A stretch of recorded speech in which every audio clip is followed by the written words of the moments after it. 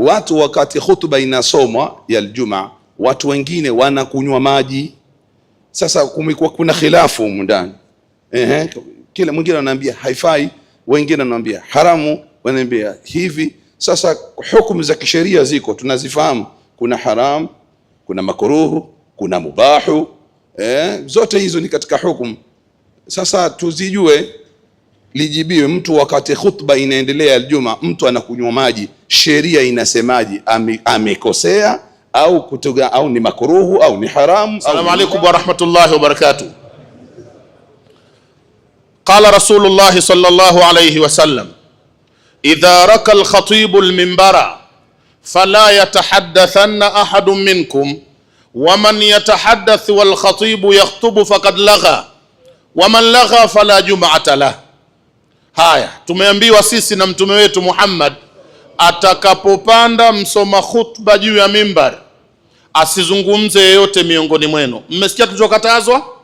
Lililokatazwa na bwana mtume, fala yatahaddathanna ahadun minkum, asizungumze yoyote miongoni mwenu. Tumekatazwa kufanyaje?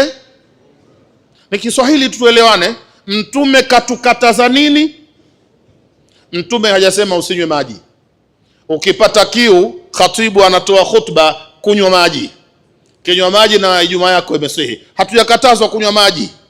Ukipata kiu ya maji, khutba inatolewa, ukaendelea kukaa dini hii sio dini ya kutesa watu. Yuridu Allahu bikumul yusra wala yuridu bikum al-usra. Kuna hoja hapa. Hapa kuna hoja. Tumeambiwa swala ya Ijumaa zile khutba mbili zinakaa nafasi ya rakaa mbili za dhuhuri.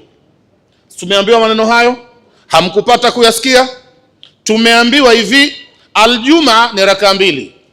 Lakini kwa wasio swali Ijumaa, ambao Ijumaa sio wajibu wao, pana watu Ijumaa sio wajibu wao, hata wasiposwali Ijumaa hawana dhambi, na hao ni watu wanne.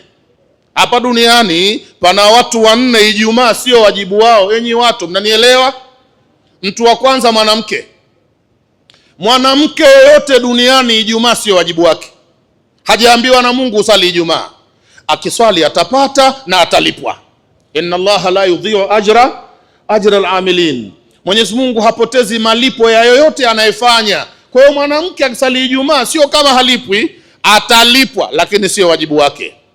Na kwamba Ijumaa ukienda na mwenendo wa sada Shafiia lazima ihudhuriwe na watu wangapi?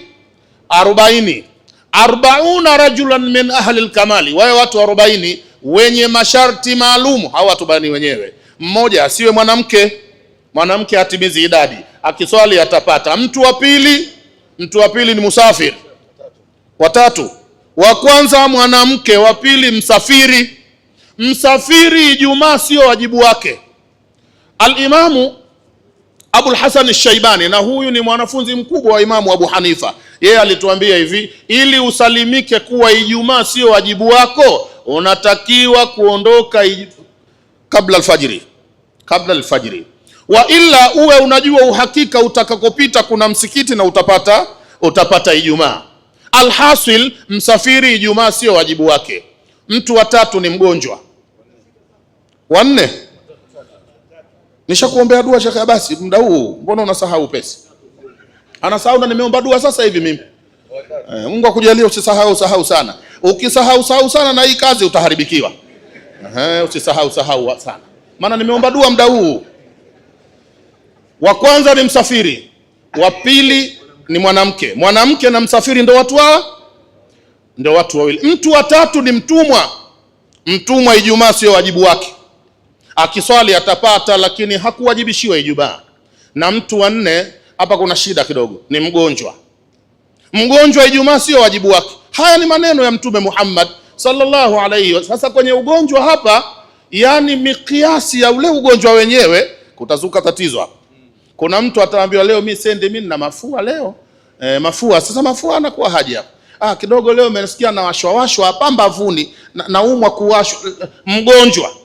Almaridhu alladhi yatadharraru bimaradhihi lilhudhur aljumaa, ni yule mgonjwa ambaye kwa ule ugonjwa wake anapeteseka akienda kuhudhuria Ijumaa. Asiyekuwa huyo anawajibikiwa kusali Ijumaa. Watu wangapi nimewataja? Mwanamke, msafiri, mtumwa na nani? Na mgonjwa. Hawa Ijumaa sio wajibu wao kabisa. Sisi tulokuwa wajibu wetu Ijumaa, akipanda msoma khutba juu ya mimbari, tumekatazwa kuzungumza. Tuliambiwa ansitu wastami'u wa'tabiru ibadallahi la'allakum turhamun, sikilizeni, tulieni, msizungumze ili mpate kurehmewa. Je, tusizungumze maongezi yote? Tusizungumze maneno allati laisa min maslahati salah, maneno ambayo hayafai katika ibada ya swala. Kuna maneno zungumza, unaruhusiwa kuzungumza. Hivi nyinyi watu, ukiwa umekaa na mwenzio pembeni, alafu mara umemuona kwenye shingo yake kuna nge, akrab anamtambalia hapa nge, mtu anaambia shekhe, au tandu, au ni baba moja mama moja, sawa na Hussein na Hasani, au tandu au nge hapa anatambaa, unaonaje takwa yako? Nisizungumze bana, tumekatazwa. Tandu na nimekatazwa. Wewe mcha Mungu, wewe mjinga, mwambie tafadhali bwana, kuna nge. Ucha Mungu hamna. Unaswali hapa, unamuona mtu kakaribia kuegemea waya wa umeme na uko wazi, mwambie utapigwa shoti na dhambi huna na Ijumaa umepata. Sio, mnanielewa ninavyosema? Ukipata kiu ya maji kunywa na dhambi huna, wallahu a'lam.